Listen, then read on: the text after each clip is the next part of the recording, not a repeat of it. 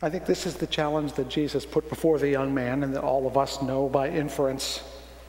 When we have a lot of stuff, physical stuff, emotional stuff, moral stuff, relational stuff, political stuff, it's very hard to make some choices. Harry Emerson Fosdick said, "We are rich in things, but poor in soul." And you and I both know that we sometimes think we'll feel better if we have the new car, the new house, the new book, the new vacation, the new body, the new wife, the new spouse, the new child, that somehow something else can give us that sense of being complete. But we all know that that's a lie.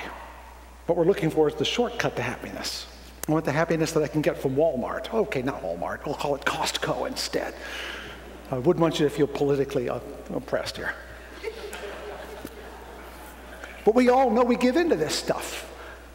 We all know that we love that thing or that vacation or that experience or that something else that we think will give us the sense of completeness, of aliveness, and we know it isn't true. But we'd like it to be true because that's easy. It's certainly easier than what Jesus asks us to do. If you would be perfect, give away all that you have. Holy mackerel, we can't do that. But he's raising the point. What matters? To what are you loyal? That's where the sacrifice part comes in. What matters, we know, is not the house or the money or the status or the pleasure, but how much truth, beauty, and goodness there is in our lives. So the first discipline, the most important discipline of liberal religion, is to realize that what stands between us and our true liberation are the things we already own, internally and externally. And if we want freedom, it will mean letting go of some of them. It really will. Now, letting go doesn't mean selling everything, but it means letting go of our attachment to it, to use a Buddhist phrase. Because you see, when our metaphorical hands are filled with stuff, you can't grab the truth. You know what I'm saying? You understand what I'm saying? Of course you do.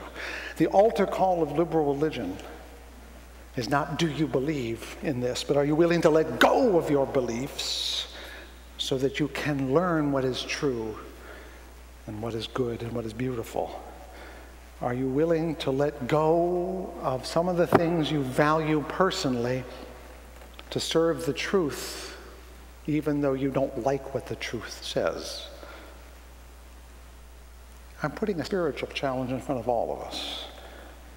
You know that part of what this entails, and some of you, you've already paid part of this price, and so you know what I'm talking about. This is a heretic place. How many of you have told people, I go to Fountain Street Church, and you hear, oh, that's not a church. Yeah, there you go. Or people you say, I go to Fountain Street Church, and they start doing this. Kind of like you got a disease or something, right? When you're a heretic, shall we say a heretic out of the religious closet, you give up being normal as far as most people are concerned. They ask you what you believe, and you say, I don't know. You may lose the church of your youth, or the faith of your fathers, or the comforts of your heritage. You've already paid. You know what I'm talking about, but why did you give it up? Because something worth giving up was there to get, right? Not that the cost wasn't real. It was real, and it's often painful.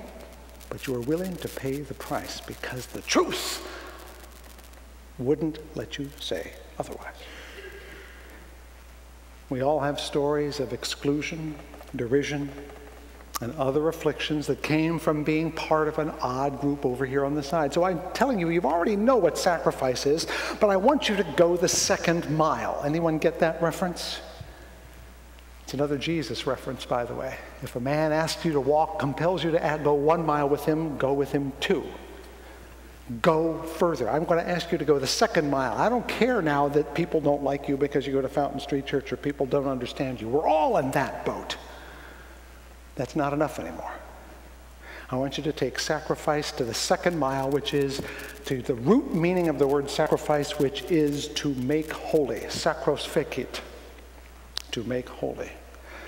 I'm going to introduce the heretical notion to the heretical church that religious freedom is not free.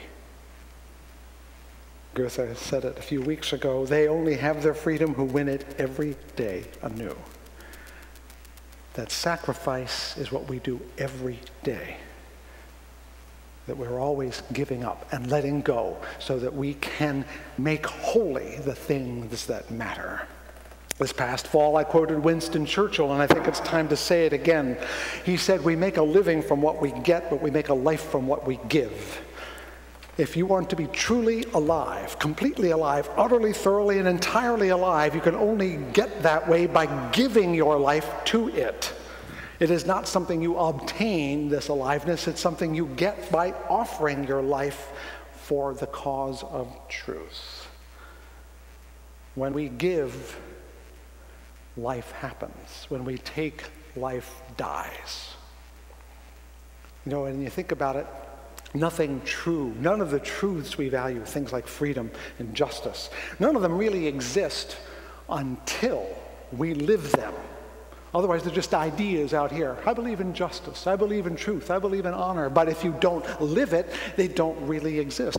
So what I'm telling you here, and this is so hard, I've been away for 2 weeks, so I've lost my touch. You got to practice this all the time, you see. What I'm trying to tell you is we must incarnate our faith, live it, act upon it. We must make the truth happen with our bodies, with our actions. We must make beauty happen with our voices, like Leslie and Hai Chin. We must make the truth happen with our deeds and our words and our thoughts. We must live it because that's how those ideas become real. They go from ideas to truth when we live them, and only when we give our lives do they become real and therefore become the truth. Do you see? It doesn't become the truth until you make it true by living it. And that's what sacrifice is. It makes holy what you think is true because now you've made it true by living it, incarnating it. I wish I could find a better way to say this. I struggle every week trying to find the right words, and I can't ever find exactly the right ones. I hope you're hearing something behind the words here. Sacrifice creates the truth we believe in, makes it real.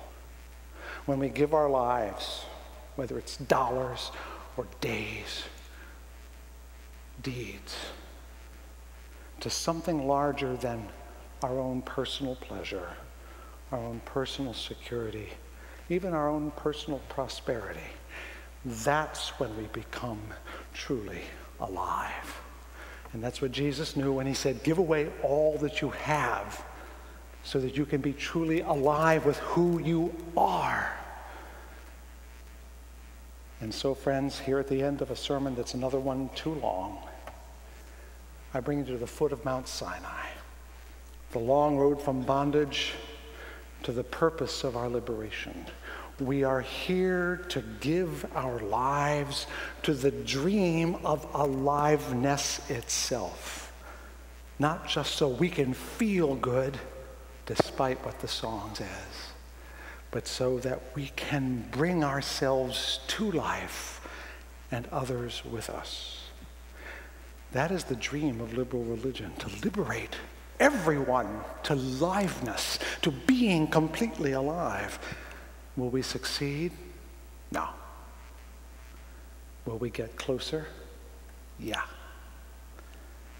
And if I can live one lifetime that brings my life and your life a bit closer to that, that's a dream worth living for. That's a dream worth giving a life for. Make it holy, friends. Live it, give it, and be alive. Amen and amen.